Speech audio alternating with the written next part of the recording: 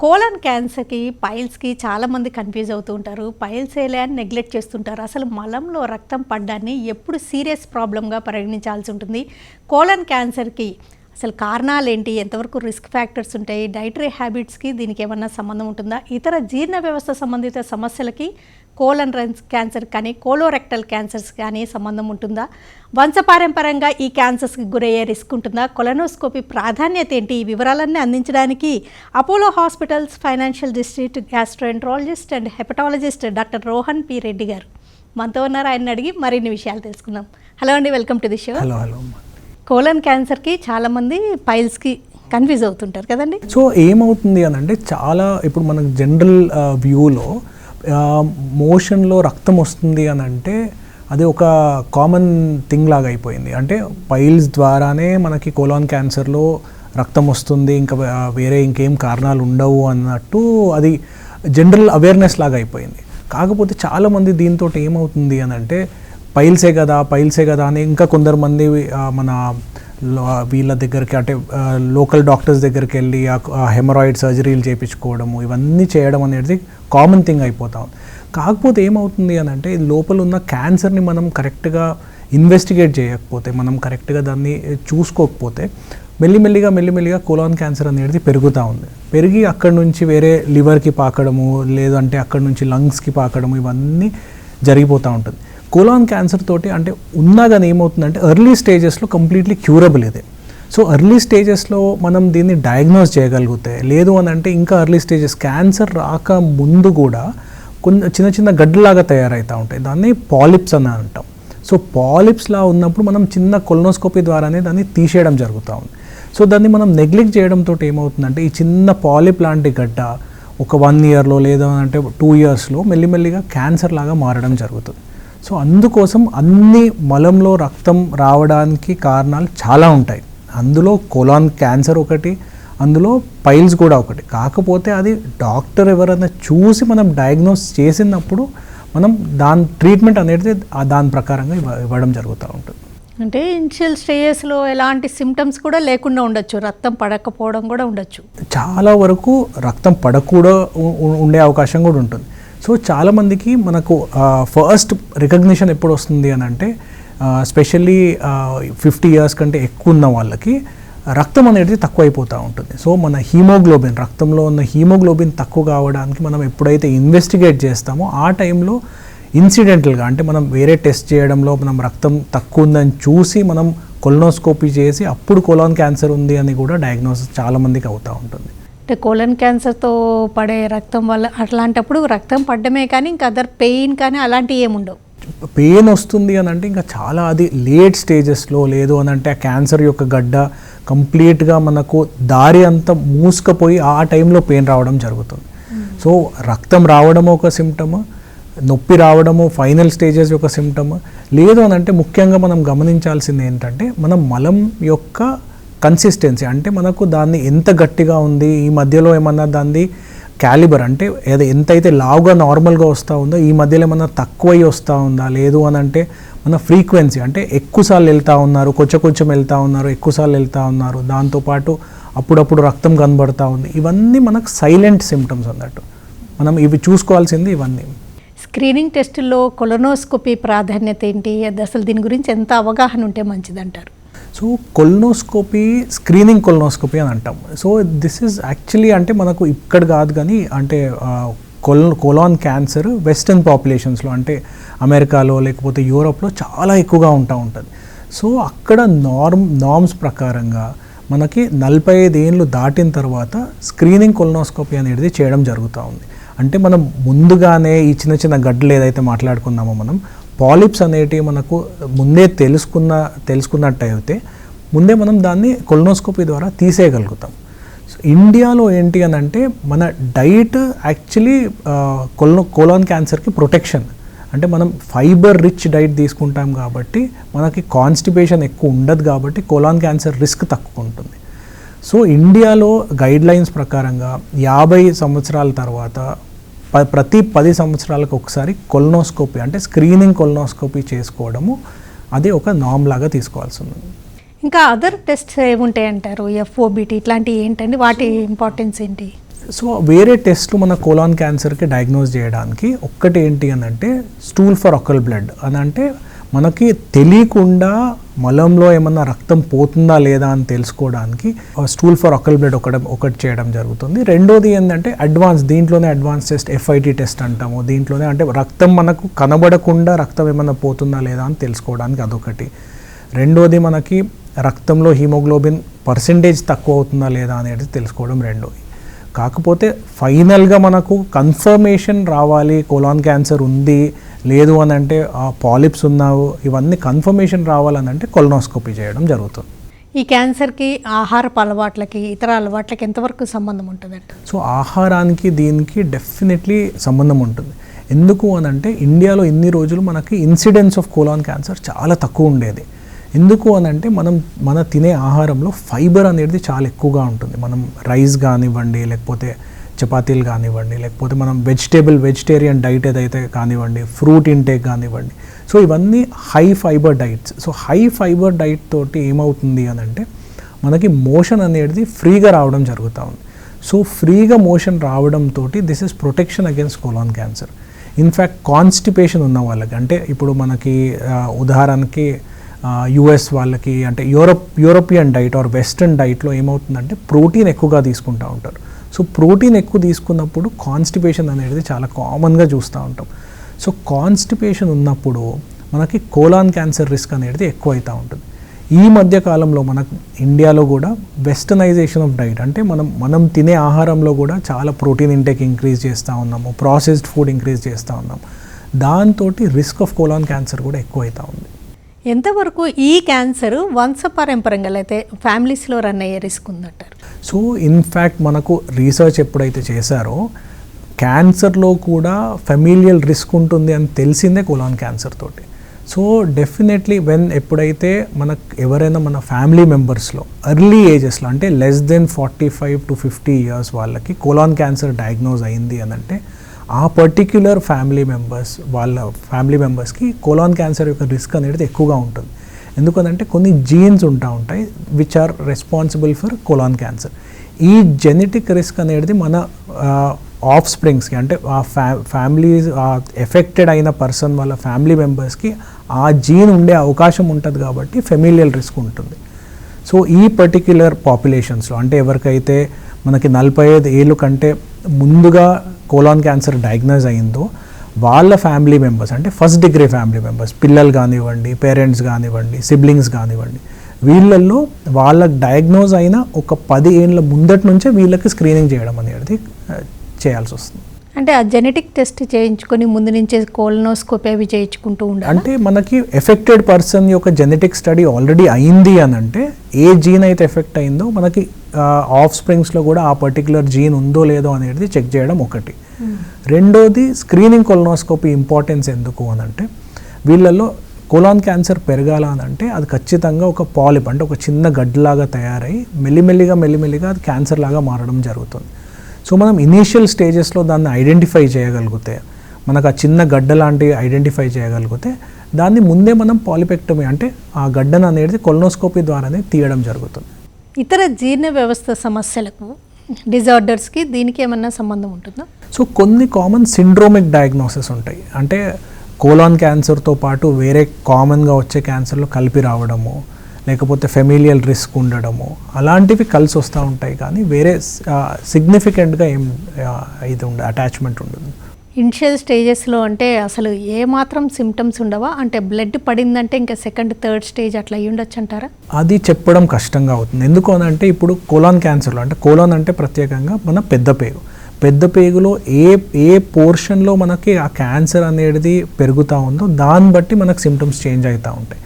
మనకు లాస్ట్ పార్ట్లో మనకు మోషన్ వెళ్ళే దారి దగ్గర నుంచి అంటే రెక్టంలో ఉన్న క్యాన్సర్లో ఫస్ట్ ఇమీడియట్గా బ్లీడ్ కావడం జరుగుతూ ఉంది. సో అదే పై భాగంలో ఉందనుకోండి మనకి అసెండింగ్ కోలాన్ అనుకోండి సీకం అనుకోండి ఈ పర్టిక్యులర్ ప్రాంతాల్లో మనకి క్యాన్సర్ అనేది స్టార్ట్ అవుతుంది అని అంటే రక్తం కనబడకపోవచ్చు అంటే మన కింది వరకు వచ్చే వరకు రక్తం కనబడకుండా మోషన్ వస్తుండొచ్చు.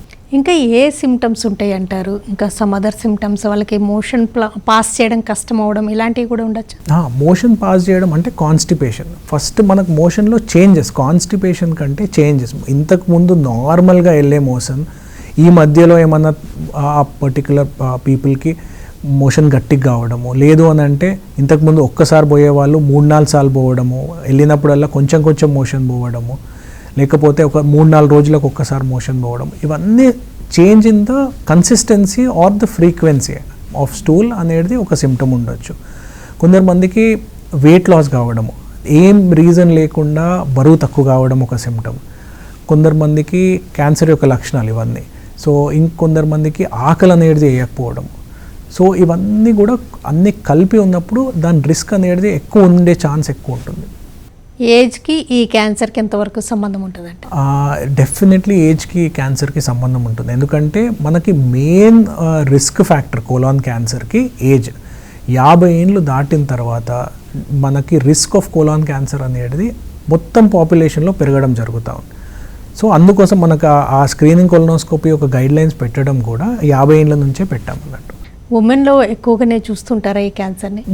ఇంతకుముందు మేము ప్రాక్టీస్ స్టార్ట్ చేసినప్పుడు ఒక 15 years బ్యాక్ ఇన్సిడెన్స్ ఆఫ్ ఈ క్యాన్సర్లు చాలా తక్కువ ఉండేది. ఈ మధ్య కాలంలో లాస్ట్ 5 yearsలో ఒక్కటి ఏంటి అని అంటే early rise of colon cancers అనేది కూడా జరగడం జరుగుతుంది.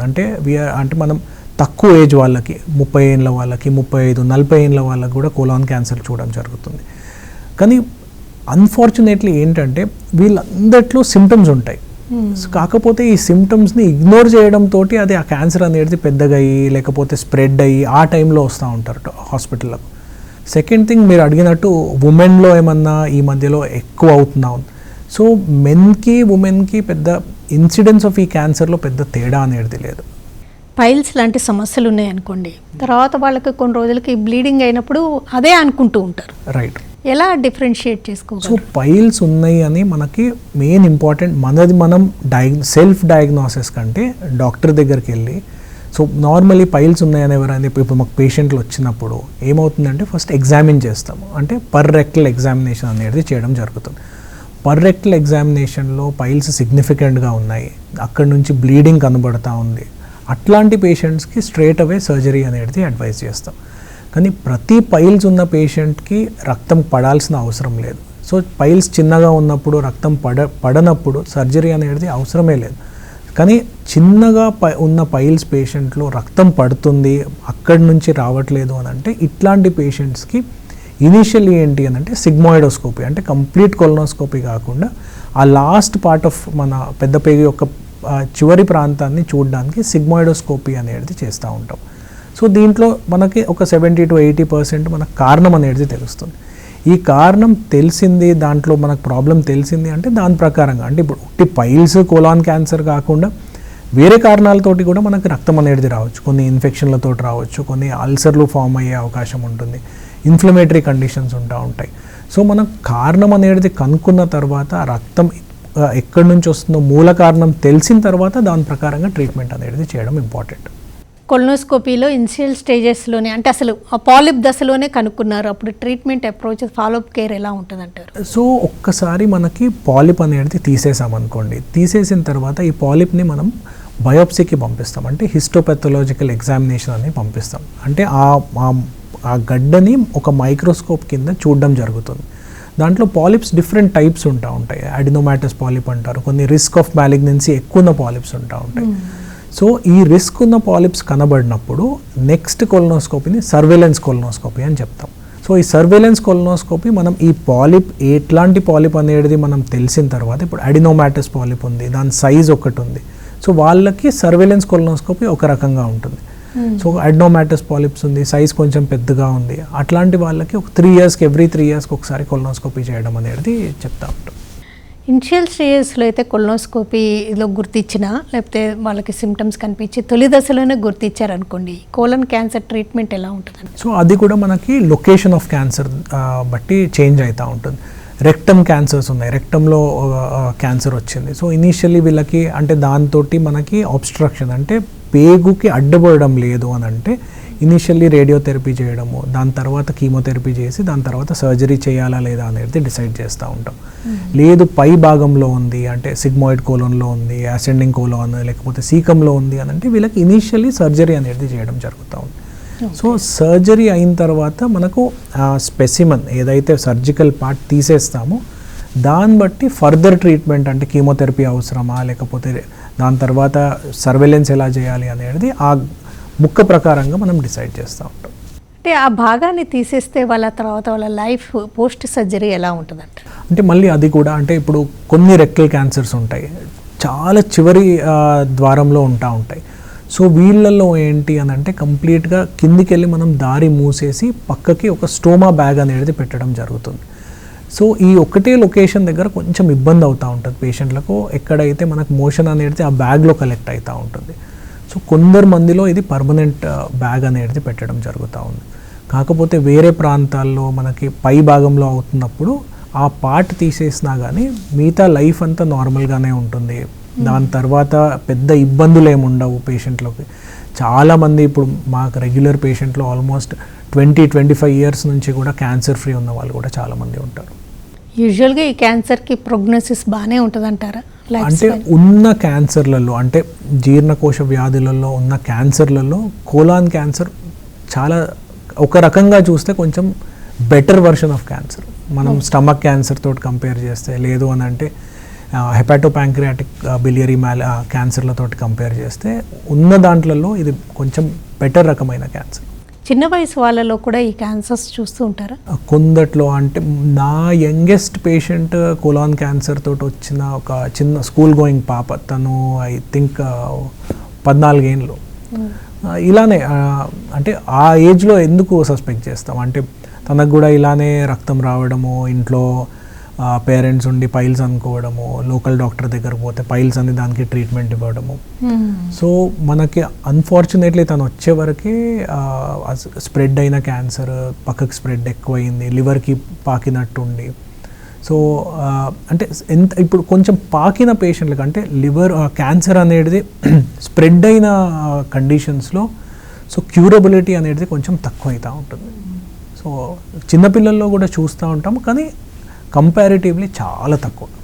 యాక్చువల్గా యావరేజ్ ఏజ్ ఎంత ఉంటుందంటే 60+ చూస్తూ ఉంటారా? మోర్ దెన్ 50 అండి. అంటే 80% of the patients more than 50 ఇయర్సే ఉంటారు. కొందరు మంది అంటే మీరు అన్నట్టు ఫెమిలియల్ రిస్క్ అంటే ఫ్యామిలీలో కోలాన్ క్యాన్సర్ ఉన్న వాళ్ళకి కొంచెం ఎర్లీ ఏజ్లో ఉండడము, కొందరు మందికి కొన్ని అంటే వాళ్ళే ఆ లైన్ ఆఫ్ ఫ్యామిలీలో ఫస్ట్ జెనెటిక్ డిఫెక్ట్ ఉండొచ్చు. సో వాళ్ళల్లో ఎర్లీ ఏజ్లో అంటే 30 ఏళ్ళలో ఉండడం, 35 ఏళ్ళల్లో కూడా ఈ కోలాన్ క్యాన్సర్ రావడం అనేది జరుగుతూ ఉంది. ఈ స్టోమా ఈ బ్యాగ్ అనేది పెట్టాక వాళ్ళ లైఫ్ ఎలా ఉంటుంది? అది తరచూ చేంజ్ చేసుకుంటూ ఉండాల్సి ఉంటుందా? అది పర్మనెంటా? ఎలా ఉంటుంది? కొందరు మందిలో ఏదైతే మనకు ఈ రెక్టమ్ క్యాన్సర్ టర్మినల్ పోర్షన్లో ఉన్నప్పుడు మనకు ఈ స్టోమా బ్యాగ్ అనేది పర్మనెంట్ స్టోమా బ్యాగ్ అనేది పెట్టడం జరుగుతుంది. సో ఇనీషియల్లీ డెఫినెట్లీ ఎనీ పర్సన్కి అది ఇబ్బందికరమైన విషయమే. కాకపోతే యాజ్ టైమ్ గోస్ ఆన్ అంటే తనకు అలవాటు మెల్లిమెల్లిగా పేషెంట్స్ వాళ్ళే బ్యాగ్ చేంజ్ చేసుకోవడం అనేది అలవాటు అయిపోతూ ఉంటుంది.